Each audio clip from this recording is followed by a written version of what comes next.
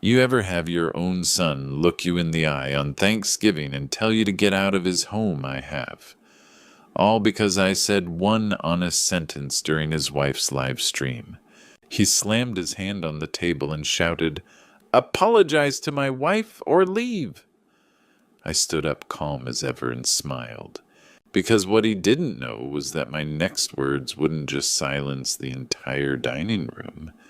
They would shatter the entire fantasy world he thought he was living in. Before I tell you what happened in that Chicago penthouse, drop a comment below and let me know where you're watching this from. But let me back up a bit.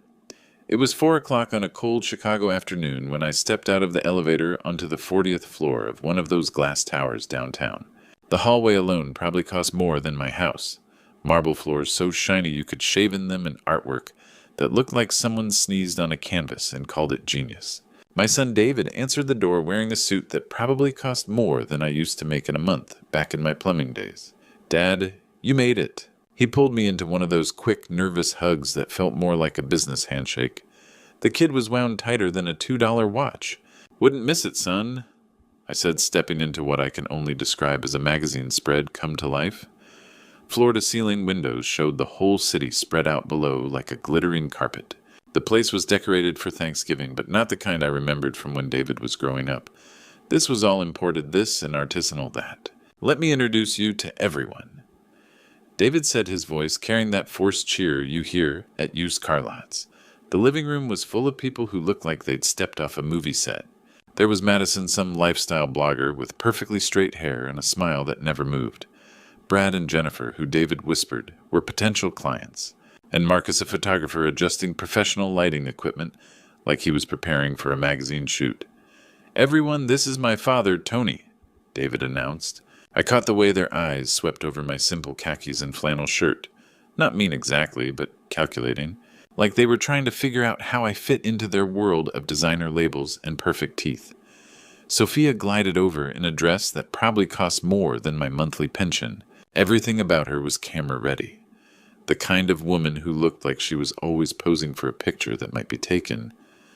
"Tony, I'm so excited you're here for our special Thanksgiving celebration." Special. That word should have been my first warning. David launched into what I can only call a tour, but it felt more like a sales pitch. "Dad, check out this dining table. It's reclaimed wood from a 16th century monastery in Italy." He ran his hand along the surface like he was petting a prize horse. "And this chandelier, hand-blown glass from Venice." I nodded and made the appropriate impressed sounds, but my eyes were wandering to things David wasn't pointing out, like the stack of unopened mail on the kitchen counter that he quickly moved when he saw me looking, or the way his smile tightened every time his phone buzzed. In my old business, you learn to read people and situations. Rich folks' houses were my bread and butter for 30 years, and I knew the difference between real wealth and the kind that was all for show. The guests were circled around Sophia, now watching her arrange professional camera equipment with surgical precision. Ring lights, fancy microphones, multiple cameras. This wasn't just dinner, this was a production. "Sophia's got 50,000 followers," Brad was saying like he was talking about the gross national product of a small country. "Her Thanksgiving content always goes viral. It's all about authenticity," Sophia said, adjusting a light. "People want to see real family moments. Real gratitude, real success." Real, another word that should have set off alarm bells. I was standing there trying to process this whole scene when I noticed something that made my contractor instincts kick in. Those expensive decorations Sophia was positioning so carefully, the antique candlesticks, had price stickers on the bottom that she'd missed. As I watched Sophia position her cameras perfectly, I noticed something about those expensive decorations that didn't quite add up. What I thought would be a simple family dinner turned into the most elaborate show I'd ever witnessed. Within minutes, that dining room transformed into a Hollywood set. Ring lights blazed like miniature suns, casting everything in perfect artificial glow. Sophia moved with director-level confidence, adjusting angles and checking her phone. "We're going live in 60 seconds, she announced, her voice suddenly professional. "Remember, we're showcasing gratitude, success, and family values. Keep it natural but aspirational. Natural but aspirational." In 30 years fixing pipes in rich folks' homes, I'd seen plenty of put-on shows, but nothing like this. David straightened his perfect tie, taking position at the table's head. Guests arranged themselves like a family portrait. I stood there awkwardly wondering where I fit into this choreography. And we're live! Sophia's entire demeanor shifted. Her smile became radiant voice, warm and inviting. Happy Thanksgiving, beautiful souls! Welcome back to Sophia's Sanctuary, where we celebrate the finer things with gratitude and grace. The viewer count climbed on her screen. 20,000, 30,000, 45,000 people watching us eat dinner. Back in my day, if 45,000 people wanted to watch you eat, you'd call the police. I'm so blessed to be in our Chicago penthouse with my amazing husband David and closest friends. Sophia continued gesturing like a game show host. And we have a very special guest, David's father Tony, our family patriarch. Family patriarch, never been called that before. The camera swung toward me. Happy Thanksgiving, everyone. I managed giving an awkward wave. Sophia was already moving on, showcasing the spread like a cooking show host. We're featuring heritage turkey from Vermont, $28 per pound, with organic sides from local artisan producers. These sweet potatoes are made with Madagascar vanilla and imported French butter. The live chat exploded, hearts floating up, comments flying. Goals, living my dream, relationship envy. Madison leaned into frame. Tell them about the wine selection. We're featuring a 2018 Bordeaux from our private collection. Sophia glowed. It's been aging in our temperature-controlled wine cellar. David nodded seriously. The terroir really comes through. You can taste the limestone in the soil. I'd drunk plenty of wine with screw tops. I knew when someone was laying it on thick. The guests played their parts perfectly, chiming in about incredible attention to detail and Sophia's impeccable taste. Like watching an expensive commercial where everyone sold the same product. The idea that this was how successful people lived. As we share what we're grateful for, Sophia said, remember that gratitude is the foundation of abundance. When my turn came, I spoke from the heart. I'm grateful for family, for watching my son build a life even if it's fancier than I ever imagined. I'm grateful for the years when it was just him and me learning what really mattered. The camera lingered on me. Something flickered across David's face. Maybe recognition, maybe guilt. But Sophia steered back to their incredible journey and this blessed moment. The chat kept exploding with admiration. People were eating this up, living vicariously through this performance, buying into this vision of the perfect life. That's when it hit me. Sitting under those blazing lights, watching my son perform gratitude instead of feeling it, everything was calculated for the camera. The seating, the lighting, even how David held his wine glass. Nothing spontaneous, nothing real. Then Sophia reached for her most prized possession to show the audience. Sometimes one innocent observation can bring down an entire house of cards. The Hermes Birkin bag sat on the sideboard like a museum piece, and Sophia's eyes lit up as she moved toward it. The viewer count had climbed past 50,000, and I could feel the energy in the room shift as everyone sensed this was the big moment. Now I want to share something really special with you all, Sophia said, her voice dropping to that conspiratorial tone influencers use when they're about to reveal their biggest secret. She lifted the bag with both hands like she was handling the crown jewels. This is my Hermes Birkin in Togo leather etoupe colorway. The guests leaned forward and I heard Jennifer actually gasp. Brad pulled out his phone to take pictures, and Madison was already typing notes for her own content, no doubt. This particular piece, Sophia continued turning the bag slowly for the camera, took me 2 years on the waiting list. 2 years. You can't just walk into Hermes and buy a Birkin. They have to choose you. She ran her fingers along the leather with genuine reverence. The craftsmanship is extraordinary. Each bag takes 18 hours to hand-stitch by a single artisan in Paris. The live chat was going absolutely wild. $sign emojis, fire symbols, comments streaming by so fast they were just a blur of excitement. The retail price was $15,000, Sophia said, pausing for effect, but honestly it's already appreciated in value. These bags are better investments than stocks. 15,000, Madison breathed. Sophia, you're living the dream. It's not just a bag. David jumped in, playing his supportive husband role perfectly. It's a piece of art. It's legacy. The guests were practically drooling over this thing, and the online audience was eating it up.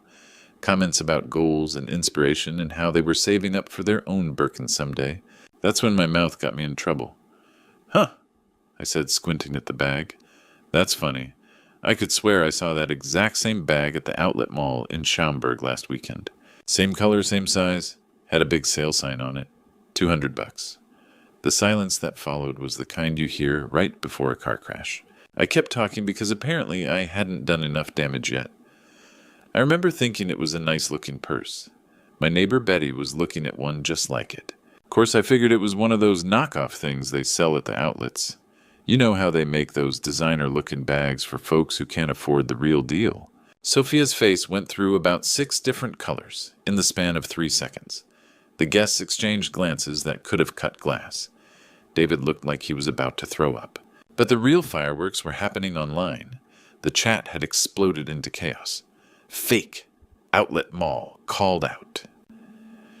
The hearts and fire emojis had been replaced by skull faces and crying, laughing symbols. That's impossible. Sophia stammered, her camera-perfect composure cracking like ice in spring. This is authenticated. I have the receipt. But it was too late. Screenshots were already being shared. People were posting links to outlet stores. Someone had found the exact bag online for $199. You know what? Sophia said, her voice shaking slightly as she reached for her phone. I think we're going to wrap up today's stream a little early. Thank you all for joining us for this special Thanksgiving. The comments were brutal. Now. Busted. Fake life. 15,000 my ass. She stabbed at her phone and the red recording light finally went dark. The cameras stopped rolling, but the real drama was about to begin. Watching those guests make their excuses and leave told me everything I needed to know. Madison was first to bolt. Oh my gosh, look at the time, she said suddenly, interested in her Apple Watch. I totally forgot I have a dinner thing with my family. She grabbed her purse and headed for the door faster than a cat with its tail caught in a mousetrap. Photographer Marcus followed, mumbling about another shoot across town. Within 10 minutes, the place had cleared except for Brad and Jennifer, who huddled by the windows pretending to admire the city view while obviously discussing what they'd witnessed. David paced the living room like a caged animal, running hands through his hair, checking his phone constantly. This is a disaster, he muttered. An absolute disaster.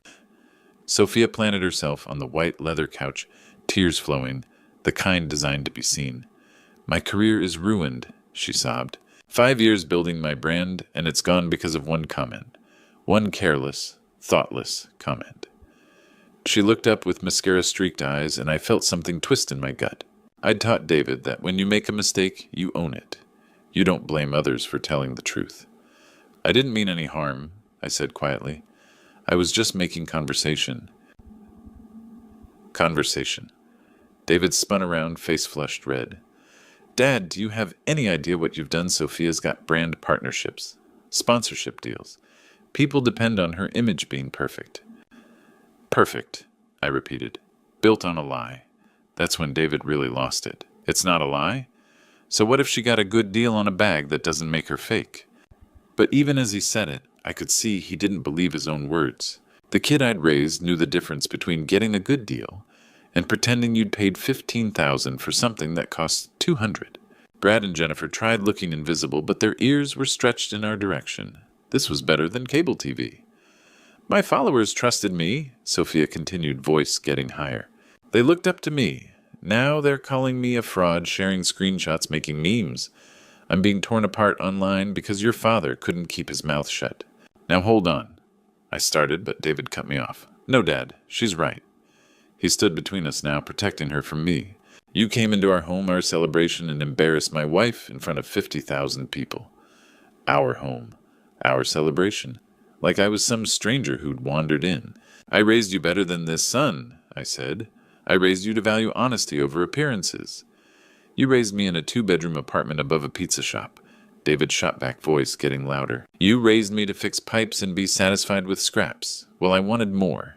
We have more. And I won't let you drag us back down to your level. Those words hit like a physical blow. Brad and Jennifer weren't even pretending to look away anymore. David, I said, keeping my voice steady, that's not who you are. This is exactly who I am, he shouted, gesturing around the penthouse. This is what I've built. This is the life I've made." Sophia was still crying, but watching David with something like satisfaction. Like this was exactly what she'd been waiting for. "You want to stay in my house?" David's voice shook. "You want to be part of this family? Then you apologize to my wife. Apologize for humiliating her, for destroying her reputation, for ruining everything she's worked for." The room went dead quiet, except for Sophia's sniffling and distant Chicago traffic 40 floors below. "Apologize to my wife, or get out of my house." I stood there looking at my son, and for the first time in 35 years, I didn't recognize him. There comes a moment in every father's life when he has to choose between keeping peace and keeping his dignity. The silence stretched between us like a taut wire. Every eye in that room was fixed on me. David stood with his chest puffed out, waiting for me to fold, like I always had when he was a kid throwing tantrums. Sophia had stopped crying just long enough to watch my reaction, her instincts sharp as a hawk's. Brad and Jennifer had given up any pretense of privacy. They were witnessing a family civil war. 15 seconds passed, then 30. David's foot started tapping against the marble floor, a nervous habit he'd had since he was 12. The same kid who used to run to me when he skinned his knee, who'd beg for one more bedtime story, who'd proudly show me every report card like it was treasure. "Well," David's voice cracked slightly, "I'm waiting for an answer, Dad." But I wasn't ready to give him one yet. In my 68 years, I'd learned that the biggest decisions deserve more than knee-jerk reactions. I'd made plenty of those in younger days, quick choices I'd regretted for years. This wasn't going to be one of them. I thought about nights I'd worked double shifts to keep us afloat after his mother died, times I'd gone without new work boots so David could have school clothes that fit, parent-teacher conferences where I'd sit in tiny plastic chairs still in work clothes, listening to teachers tell me what a bright, respectful boy I'd raised. Respectful. That word echoed in my mind now. "Dad." David's impatience was growing, but something else crept into his voice. Uncertainty, maybe. Like he was realizing this wasn't going as expected. I looked around that penthouse, at the imported marble designer furniture, the view that cost more per month than most people made in a year. Then I looked at my son, really looked at him, and saw past the expensive suit to the scared little boy underneath. The one who'd gotten so caught up in playing dress-up that he'd forgotten who he really was. Sophia shifted on the couch, and I caught something in her expression that made my blood run cold. She wasn't just watching, she was calculating. This woman had turned my son into a performer in his own life, and now she was waiting to see if her puppet would dance when she pulled the strings. That's when I felt it. Something deep in my chest, rising like steam from a kettle. It wasn't anger exactly, though there was plenty of that. It was something older, stronger. The same feeling I'd had when I'd started my plumbing business, with nothing but a rusty truck and a toolbox full of determination. The same steel that had gotten me through 30 years of crawling under houses and fixing other people's problems while building something honest and real. Brad whispered something to Jennifer, and she nodded, both leaning forward slightly. They sensed the shift in the room's energy, even if they couldn't put their finger on what was changing. I stood up slowly, taking my time, feeling every one of my 68 years in my joints, but also feeling something else, a strength I hadn't tapped into for a long time. David's eyes widened slightly as I rose to my full height, and for just a moment, I saw a flicker of the little boy who used to look up at me like I could move mountains. "You want an apology, son?" I said, my voice steady and calm in a way that surprised even me. "You'll get one."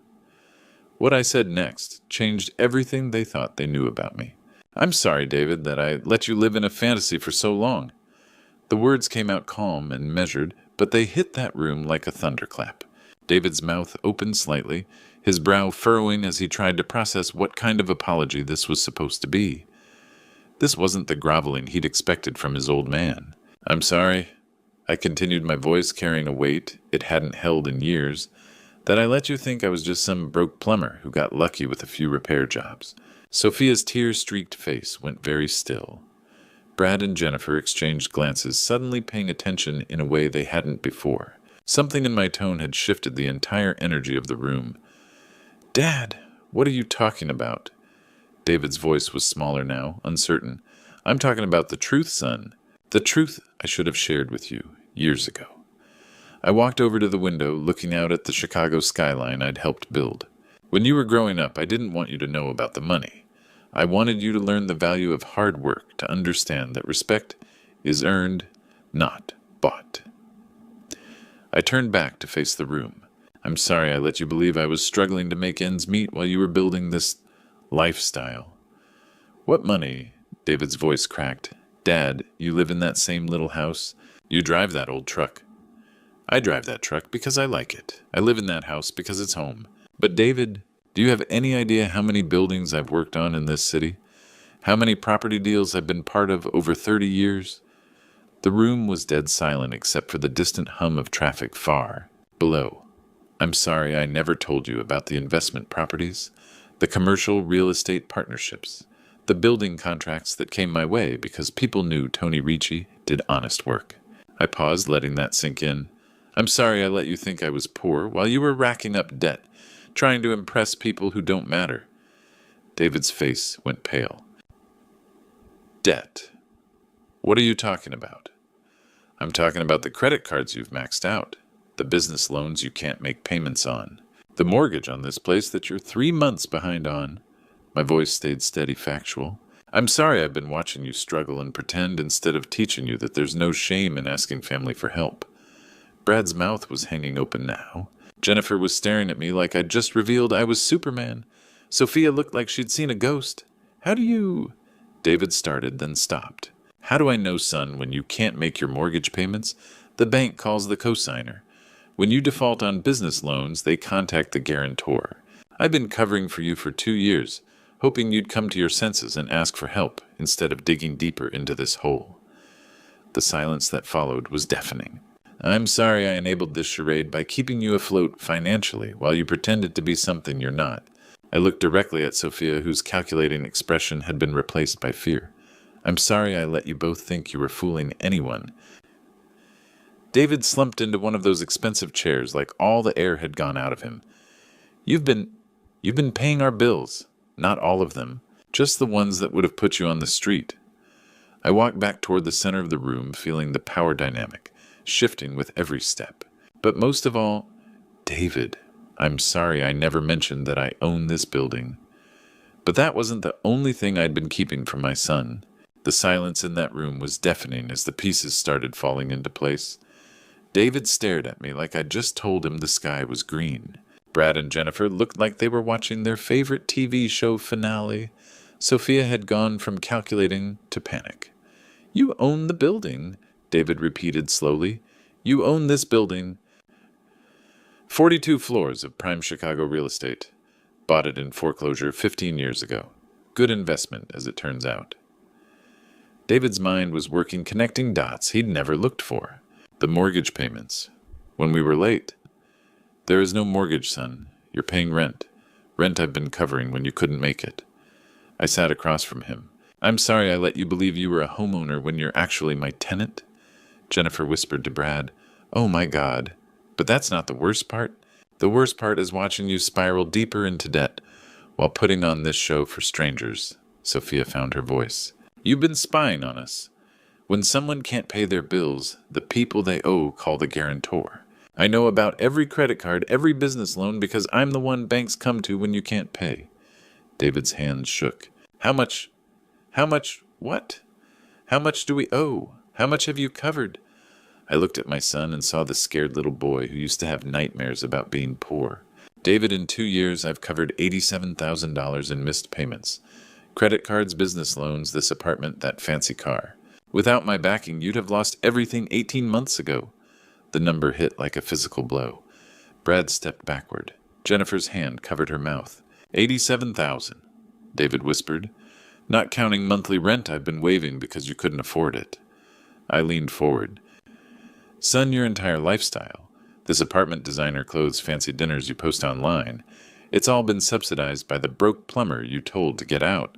Sophia was doing math, and I saw the moment she realized how deep they were buried. I'm sorry I enabled this lie by paying your bills for 2 years while you pretended to be successful. I'm sorry I didn't make you face reality sooner. David buried his face in his hands. Why didn't you tell me? Because I hoped you'd figure it out. I hoped you'd remember the values I taught you. I hoped you'd choose honesty over appearances. I glanced at Sophia, who was calculating something different now. I hoped my son would ask for help instead of building his life on lies. The expensive decorations looked cheap and desperate now. The view seemed less impressive when you knew it was borrowed money and borrowed time. Every brand partnership, every sponsorship deal, every success post, built on money you didn't earn living in a place you don't own pretending to be people you're not. Brad and Jennifer edged toward the door, uncomfortable but unable to leave. I'm sorry that I enabled this lie by paying your bills for 2 years.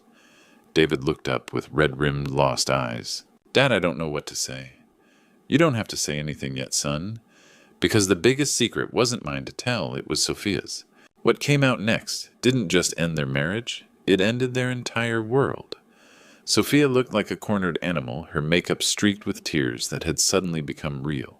The calculating look was gone, replaced by desperation. What secret? She said, voice shaking. Tony, I don't know what you're talking about. I looked at her sadly. Sophia, how long have you known that I've been paying your bills? The question hung like a blade. David's head snapped up, eyes moving between us. Brad and Jennifer stopped pretending they weren't listening. I don't. Sophia started, but the words died. Because I've got the bank records. Every payment, every loan I've guaranteed. And I've got the emails, Sophia. The ones you sent to the bank routing payment confirmations to your email instead of his. David went still. What emails? Sophia's face crumbled. David, I can explain. She's known for 18 months, I said heavily. She's known I was keeping you afloat financially, and she's been managing it, making sure you never found out where the money came from. The mortgage company called you, David said slowly. Last month, when I was in Seattle, you said it was a billing error. It was my office confirming payment schedule, I said. She's been coordinating with my accountant to make the timing look right, to make you think your business was successful when it was failing. Brad and Jennifer took another step toward the door. Every month she'd get missed payment notices. Every month she'd forward them to my office with instructions on handling it so you wouldn't know. I looked at my son. She turned your father into a silent partner in your fake success story. Sophia? David's voice was barely a whisper. Tell me he's lying. But Sophia couldn't meet his eyes. David, you have to understand. We were building something. The brand, the lifestyle. I knew if you found out about money problems, you'd want to scale back. But we were so close to making it real. Making it real by lying to me, by using my father's money while I humiliated him.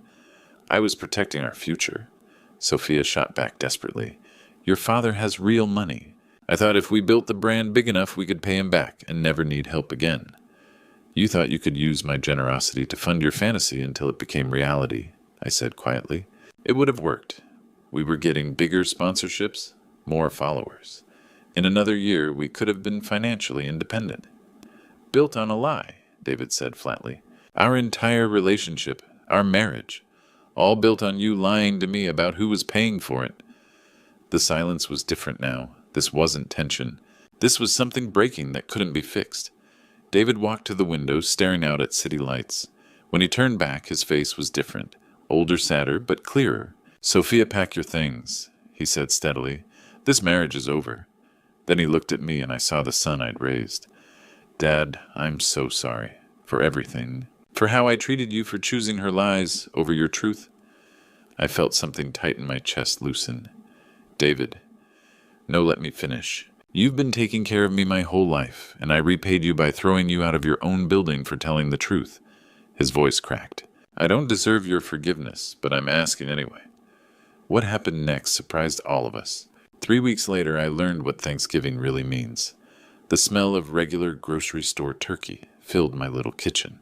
David sat at my table sleeves, rolled up peeling potatoes, like I'd taught him when he was 12. Remember when you used to complain about this? I asked. I remember thinking it was beneath me, he said quietly. Funny how perspective changes. After Sophia moved back to Connecticut, David had surprised everyone by asking to move in with me. Just temporarily, he'd said, until he figured out his next steps. Those steps became working in my real business, property management for my 17 Chicago buildings. Word had gotten out about the fake lifestyle. Sophia's influencer career was over her remaining brand. Partnerships canceled her followers down to a few thousand die-hard supporters who still believed her victim narrative. My neighbor Betty knocked on the back door with green bean casserole. Hope you saved room for one more dish. Always room at this table, Betty. Mike from the hardware store arrived with his wife Carol, followed by the Johnsons. 7 people around my kitchen table, that seats 6, but nobody minded the folding chair from the garage. This is how we used to do it, I told David, before everything had to be perfect for an audience. The conversation flowed naturally. Neighborhood stories, gentle teasing Carol's grandbaby pictures, real talk between real people who'd known each other for years. When sharing gratitude, David spoke last. I'm grateful for a father who loved me enough to let me fail, who caught me when I fell, even when I didn't deserve it. He looked at me. Dad, I'm grateful you never gave up on teaching me what really matters. Betty dabbed her eyes. Mike cleared his throat. Carol squeezed David's hand. I'm grateful I learned the difference between having an audience and having a family. Between performing gratitude and feeling it. Between building a brand and building a life. Later, cleaning dishes together, no cameras, just father and son with dish towels, David asked, Dad, would you teach me the real business? I want to build something honest, something that lasts. Son, I thought you'd never ask. That evening on my front porch, David said, You know the real difference between that dinner 3 weeks ago and tonight. Tonight, nobody was performing. Tonight was just real. I looked at my son and saw the man I'd always hoped he'd become. Not perfect, not wealthy, not famous. Just honest, grateful, and real. If you're listening to this story, here's what I learned. Authenticity isn't a brand strategy. It's a life choice. Choose people who love you when cameras are off. Choose gratitude over performance. Choose family over followers. Because the only audience that really matters is sitting around your table sharing your food, loving you exactly as you are. Looking back at my story, I realized God gave me a second chance to rebuild what really mattered. Don't make my mistake of staying silent when your family loses their way. These grandpa stories teach us that sometimes love means saying the hard truth even when it hurts. My true story isn't unique. Many fathers watch their children chase fake success while forgetting real values. But God blessed me with the courage to stand up when it counted. This true story reminds us that authentic relationships matter more than social media followers. The lesson from these grandpa stories. Wealth without wisdom is worthless. Money can't buy respect, but honesty always pays dividends. God knows the difference between performing gratitude and feeling it, and so do the people who truly love you. If this true story touched your heart, I'd love to hear about your own family challenges in the comments below. Share this message with someone who needs to remember that real love doesn't need an audience. And don't forget to subscribe for more grandpa stories that remind us what truly matters in life.